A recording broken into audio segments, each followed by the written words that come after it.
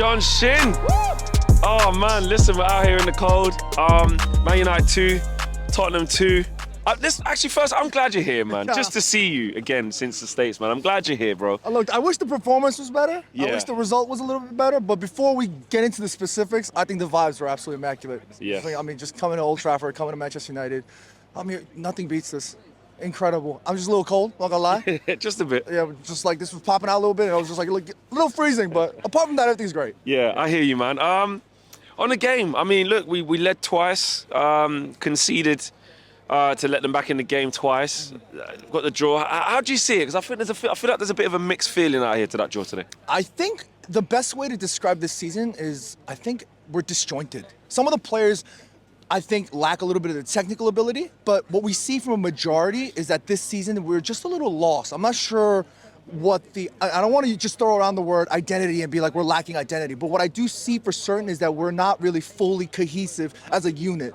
I think we lack that cohesion, and that's the thing I'm a little bit concerned about. Because if we want to push on, if we want to challenge, if we want to push on for top 4, we need at least a bit of that cohesion. We need a little bit of that structure. We're lacking that. You see the way that we're sort of, we were talking about before. I mean, Hojlund, Skip, I mean, they're not the toughest of sides, but they definitely look a little bit more gelled, a little bit more structured. We lack that, and that's what concerns me a bit.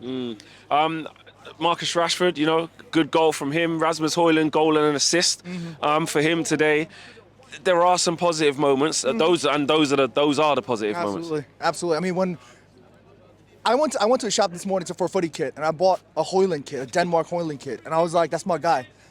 I want the best for him so badly. He works. It's not even about just working hard. It's not even about the basics. You can clearly tell that he's giving 110,000% for this club. As a young kid, it's such a nice thing to see what he's doing, and for him to start getting his goals like that.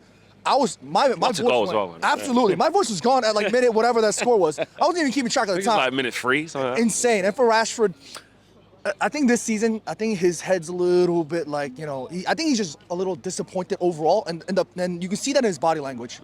Prior to his goal, it wasn't really structured either. Sometimes Marcus Rashford, I couldn't tell if he was, opening up to be, an available, a running option. I couldn't tell if he was looking to be, a defensive help. I couldn't see what his role was in that moment in time, but at least getting the goal, getting that motivation back up, getting the confidence back up, which is crucial for somebody like Marcus Rashford, who's having a really difficult season. I couldn't be any more happy. There's a well-taken goal from him as well. Good link up with Hojlund. Nice little 1-2 and a good finish from Rashi. Why do you think we couldn't make more moments like that today? What do you think was lacking?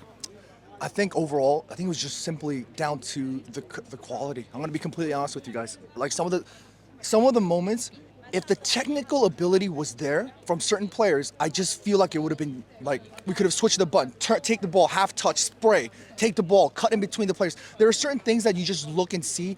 It comes down to quality, it comes down to confidence, it comes down to cohesion, all of these things. But overall, at the end of the day, if the quality is not there, you can't play decent football. And I'm not saying these players are bad players. No, don't get me wrong. These are fantastic players. But that comes down to all of these things combined. And at the end of the day, if the quality is not there, then it's not there. And that's what was a little bit shocking. Going 1-0 and then conceding, 2-1 and conceding, like after conceding, you want to see a little bit more. Straight out of half-time as well, John. Like what on earth was said at half-time for them to come out? Massive gap in the midfield. Skip could just travel the length by getting one ball through the middle. Timo Werner, I think, crosses, and I think it goes to Bentancur. I can't remember exactly how it happened, but I just remember there being a massive gap. Some people barely had come back down from going to the toilet, bro. Jimmy was taking a piss. No, well, my point is like, for example, as much as we all love Christian Eriksen, his limitations. His legs were gone way too early. And for Erik ten Hag to bring on somebody that needs to control the midfield, somebody that can stabilize our midfield again, he brings on Scott McTominay. And I'm not throwing shade on Scott McTominay, but that just goes to the lack in balance and quality overall. And we're gonna have to look at this come the end of the season because this is a little bit concerning. A lot of Man United fans, especially at the grounds too. I saw the fans were just giving it all the love and support for all the other players. But when Scott McTominay came on, I'm not throwing shade at Scott McTominay again. When he came on, you want to see that, like, come on, but it wasn't there. It was a little bit concerning. And that's the situation we find ourselves in overall. It's just like little departments, little areas that should be okay. Last season, they looked great, but this season, it just doesn't look clean at all. And yeah, it doesn't. I mean, did you see a big difference between, like, how the two sides are coached, like the difference in styles? And you mentioned a bit earlier that you saw Spurs looking quite fluid and quite the continuity was there with them, and you looked at us and you didn't quite see that. Yeah, look, we've had our discussions plenty of times on full view, so I can't really talk too much. Yeah. Especially when I want to defend Erik ten Hag, and I will continue to. But in this moment, in those instances, it is a little concerning when you're looking at like a Postecoglou's side, who I think on paper maybe don't have the players that are better than ours. No. But they should be, but they look better. They look more fluid. In transition especially, which is shocking to me. And the way they bypassed our midfield was so shocking to me. Like, there was a moment in that second half where Richarlison was getting pressed by 2 and 3 of our players. And he just drops his shoulder, half turn, and he just pulls out and he sprays. They all know what they're doing. Right, there's a bit of that identity, and I think that has to come down to coaching. So the buck stops with the manager at the end of the day. So Erik ten Hag does need to look at that a little bit. But at the end of the day, what can I say? If you guys want to hear more of us arguing, you can come on. Check us out on the full the full view is going to be tomorrow, so we'll see. In terms of Leach's back in there now. Obviously, Casemiro unused sub. Luke Shaw, I don't know why he wasn't involved today, but just players coming back. How much of a boost do you think that will be, and how much of a change do you think that will give to the side? Leach came on, and as soon as he came on, I was watching him intently. He came on, and he turned chest out, and he went, calma. Spanish means calm. You know what I'm saying? Calma. Man. That's what you want to see. He brings that, the energy, the calmness.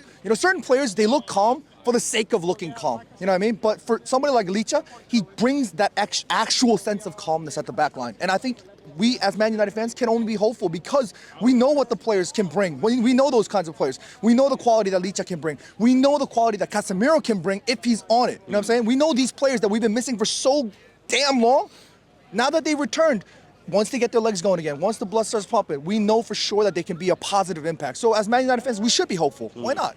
Who was your man of the match to finish off, and why? Give it to Aaron Wan-Bissaka. Kobe Mino and Aaron Wan-Bissaka for me. But I think what do you think the thinking was of putting Aaron Wan-Bissaka left back? Because when we lined up and I saw him left back, I was like, oh, this is interesting. Look, I love Diogo, but you guys know I have an absolute obsession with Aaron Wan-Bissaka. That's my guy. But I honestly think the reason why Erik ten Hag prefers that, and we saw him do that, I think 2 matches ago or a match ago as well.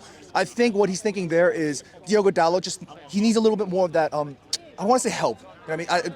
The positional awareness is a little bit lacking from Diogo Dalot at times, and I think he rather opt for Diogo Dalot to sort of just play in his natural sort of side, and Aaron Wan-Bissaka to just kind of be a little bit more solid down the left-hand side, be a little bit more tucked in.